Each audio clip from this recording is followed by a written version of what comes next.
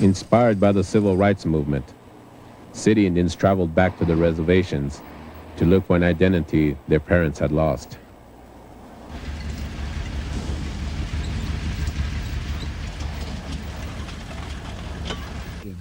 My friend, Virgil Kilstraight, and I were young men on the Pine Ridge Reservation in those days. All of a sudden, Pine Ridge became the magnet that attracted newborn Indians.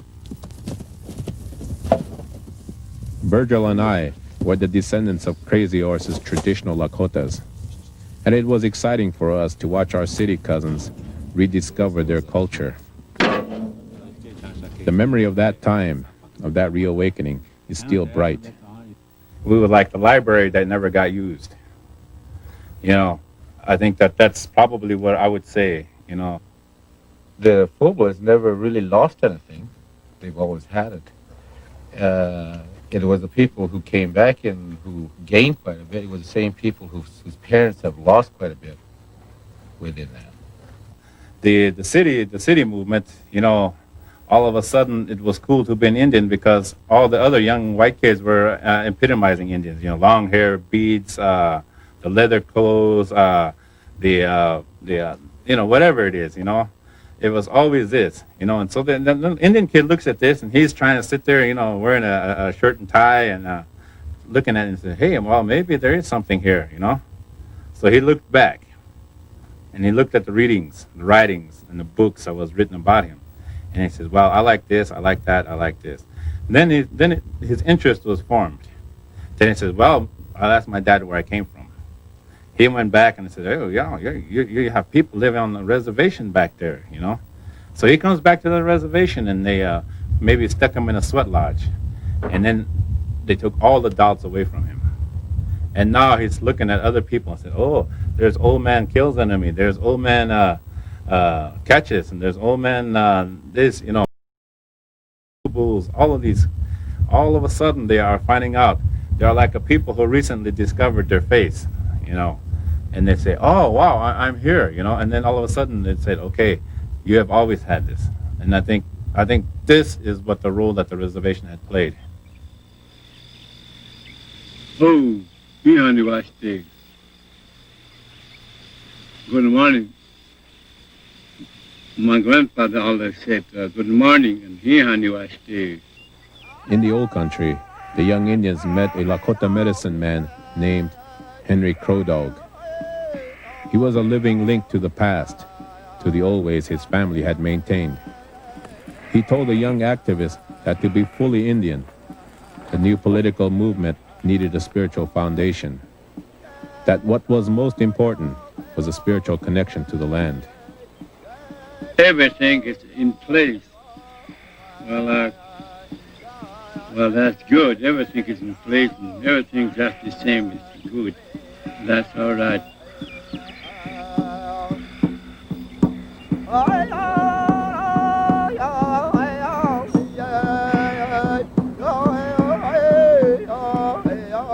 From the holy men, AIM members began to learn about the Black Hills and the long history of broken treaties. And they also confronted the stark reality of life on the reservation. In 1972, AIM launched a series of demonstrations with traditional leaders, which culminated in a march on the Bureau of Indian Affairs in Washington, D.C. The march to protest conditions on the reservation was called the Trail of Broken Treaties. This is our land. This is our country. We're the native of this country. This right here, this federal ground is our property, yes. We want someone, one of our is doing our thing for us. Why in the hell do we have to put up with some I don't know people?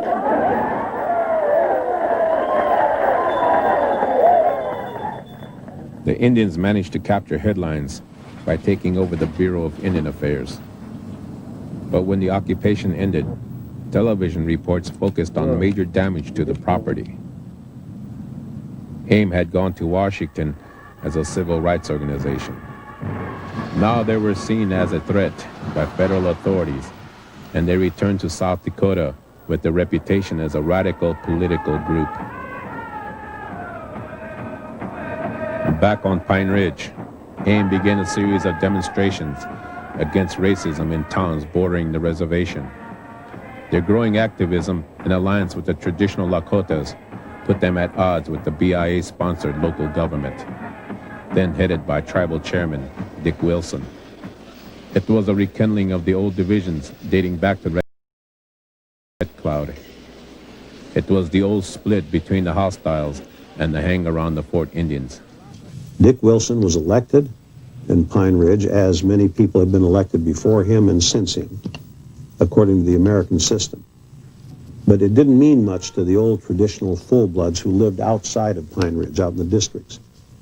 And to prove that it didn't mean much to them, you would have to see what their grievances are. Their grievances were that the Pine Ridge government was ignoring the outlying districts, that it would do nothing to take care of their grievances for them, that all of the money that was being taken in by the tribe from the U.S. government was being spent mostly in Pine Ridge on the mixed bloods, the oligarchy that understood the American system, and that the full bloods and the traditionalists were being ignored.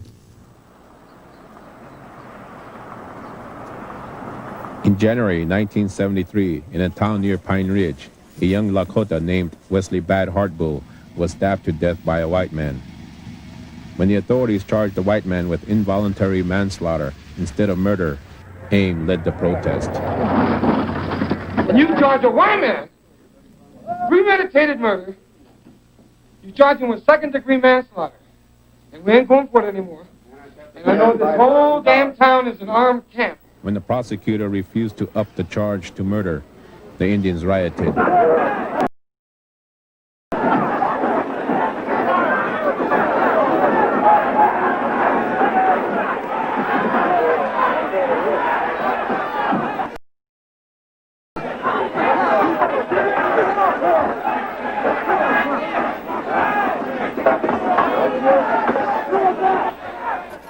But many Indians on the reservation who benefited from government jobs resented the militant tactics. Perceiving a threat to his administration, Tribal Chairman Dick Wilson organized opposition to AIM. I think every one of us is aware of what happened to the Bureau of Indian Affairs building in Washington back in November.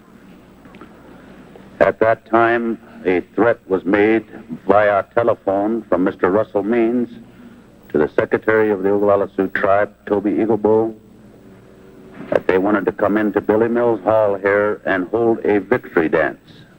We, of course, said no way. He responded in this way. He said, "Get your pigs together. We're coming in anyway, and we're going to take Billy Mills Hall, and we're going to use it. We're going to have our victory dance." To counter the threat of the militants, the BIA provided Wilson with financial support. The tribal chairman used the government money to hire a group of Indian vigilantes, the Goon Squad. These people that were hired were law-abiding citizens of this reservation, people that had jobs. Many of them did. They didn't want the same thing happening here that happened in Washington. As tensions increased, Dick Wilson used the Goon Squad and BIA police to threaten any political opposition. They beat and harassed traditional tribal members. Some of the old men who were members of the council, for instance, would leave a meeting in which they had voted against the powers that be, and a police car would follow them all the way home in an attempt to intimidate them and things like that. And of course, the worst thing was the prohibition against public meetings. At the time AIM came in, the tribal government was forbidding any public meetings and used the police to break up any that tried to start. So it was just like a police state, which is really what was behind the decision to make a last stand at Wounded Knee. A century ago, on December 29, 1890, at Wounded Knee, South Dakota, the U.S. Army, Custer's Old Regiment, shot down 300 unarmed Lakota men, women, and children. They were accused of performing an outlawed ceremony called the Ghost Dance. The bodies of Chief Bigfoot and his followers were piled into a mass grave. It was the last massacre of the Indian Wars. Wounded Knee was the darkest hour in Lakota history, and it became a potent symbol for all Indians.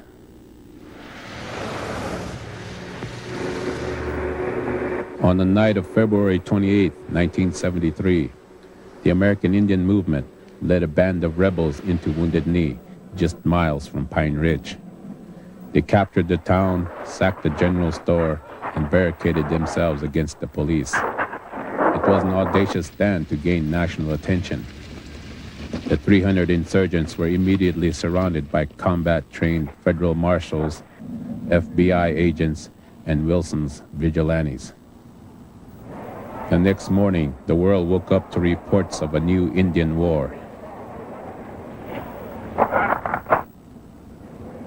I left college and went straight to the reservation to help move supplies into Wounded Knee. We proclaimed the independent Oglala Nation, demanded an end to the corrupt system of tribal government, the removal of Dick Wilson, and the return of the Black Hills. The takeover would become a long, bitter 2.5-month siege, the largest armed conflict in the United States since the Civil War.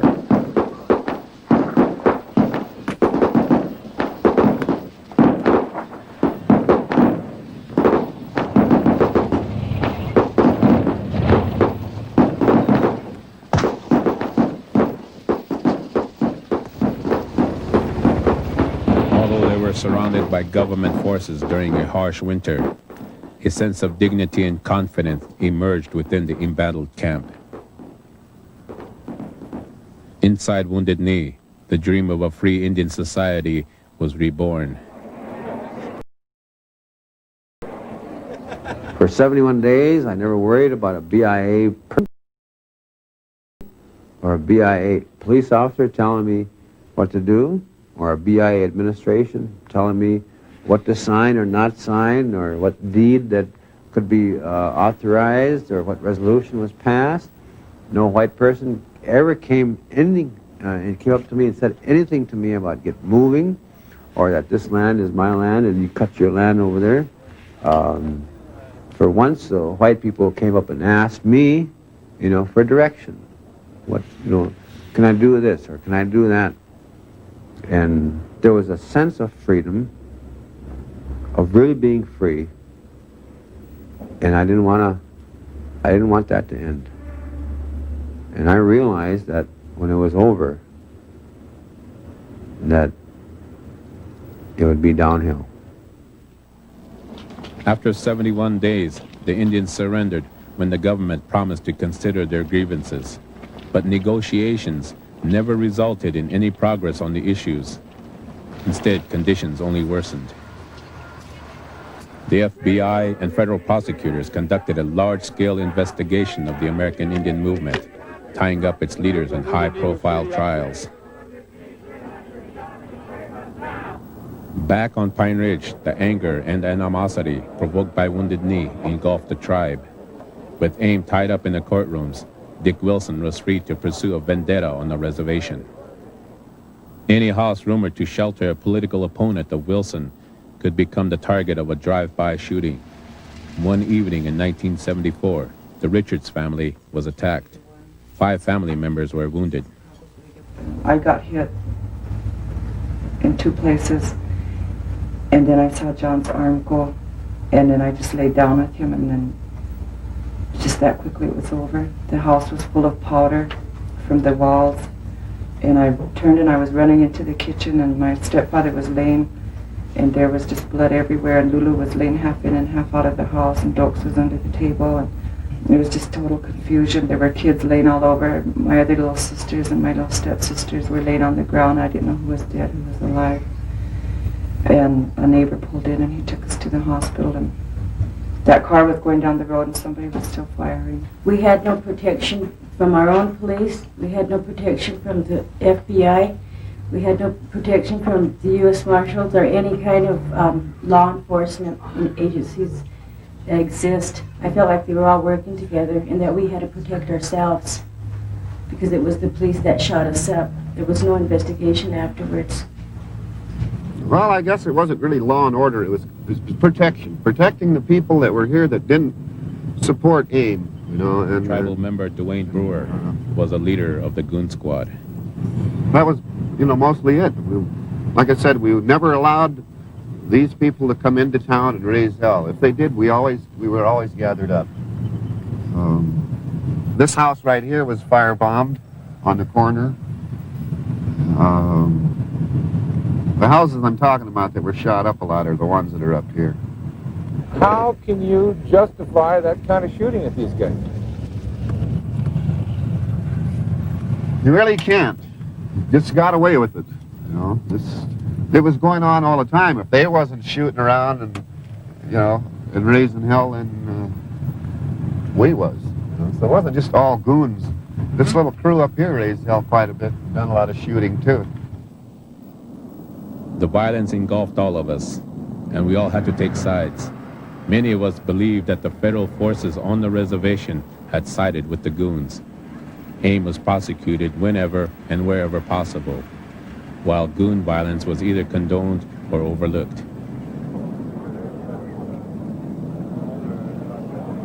The U.S. Civil Rights Commission asked the Justice Department to investigate FBI bias, but no charges were ever brought. I'm not aware of any alignment that we made with a vigilante group. Again, our utmost desire was to keep the peace and to prevent loss of life. And if our agents are alleged to have violated the law, then they are held, and they can be held like any citizen to account for themselves. So when you speak of harassment, of terror, there are certainly civil rights and countercharges that have been made, but I haven't seen success in those areas where they've been able to prove some of these allegations that you're now bringing up.